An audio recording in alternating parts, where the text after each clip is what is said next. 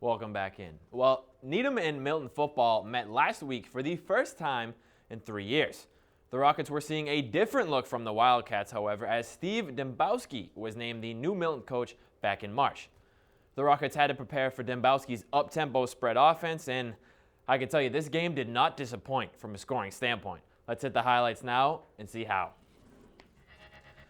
Late in the first quarter, Needham, they are down 6-0. Milton driving, but not for long. Mike Fallon, he's going to drop back to pass here, but he never sees Joe Gowetzky. He steps right in front to intercept this one. And watch Gowetzky goes from linebacker to running back in about 2 seconds, barreling over several Wildcats. I think they got to find a way to get this guy on the offense, huh?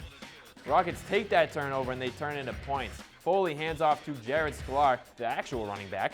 He makes a cutback, drives into the end zone, extra point, puts Needham up 7-6. Scoring frenzy in the second quarter now. Fallon, he's going to connect with David Perkins, as you'll see right here. He beats his man, outruns the rest of the secondary, turns on the burners. Milton goes up 12-7 though, as they miss the extra point for the second time. And after the teams trade touchdown passes, the Rockets find themselves back in the red zone. Foley drops back and finds not Rob Gronkowski, but Luke Garrity, his version of Gronk, in the back of the end zone. Needham back on top, 21-20. Late in the half, though, another breakdown, unfortunately, in the secondary for Needham. This time it's Derek Perkins who slips by the defense, and he's in for the easy touchdown catch. Milton leads 28-24 at the half after Alex Sliney adds a field goal for the Rockets. Same score midway through the fourth now, Needham in Milton territory. But Sam Hurwitz is stripped of the football. It's going to be recovered by the Wildcats, returned all the way down to the Rockets' 30-yard line. Fortunately, a game-saving play right there by Sam Foley on the tackle. But unfortunately, a couple minutes later, Fallon with the nail in the coffin, his fifth touchdown pass of the night. That makes it 34-24. Fallon would pass for over 300 yards, and that would be your final 34-24. Needham starts 0-1, dropping their season opener at Milton. The home opener is this Friday at Memorial Field against Walpole. Now, the Needham girls soccer team came into 2015 returning 12 members from last year's team, and after being a mainstay in all the local polls the last few years, the Rockets found themselves surprisingly on the outside of those polls in the preseason.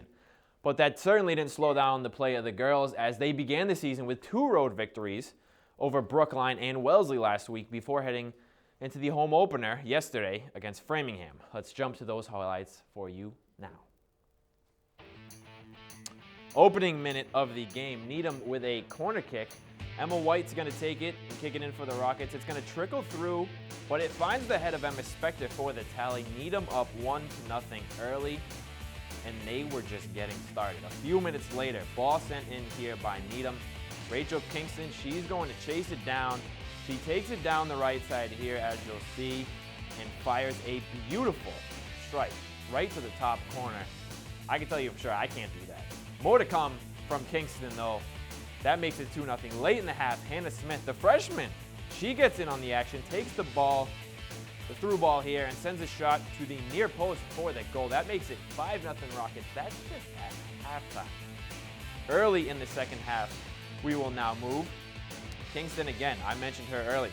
She tallied 2 goals in the first half, nearly had a hat trick in the first half of that first half, but she gets the hat trick here with a beautiful boot over the goalkeeper. 6-0 at that point. Rockets run away with this one. They go on to the 6-1 victory, improving to 3-0. They got a pair of tough matchups coming up, though, as they host Natick tomorrow afternoon before an away game at Weymouth on the 21st.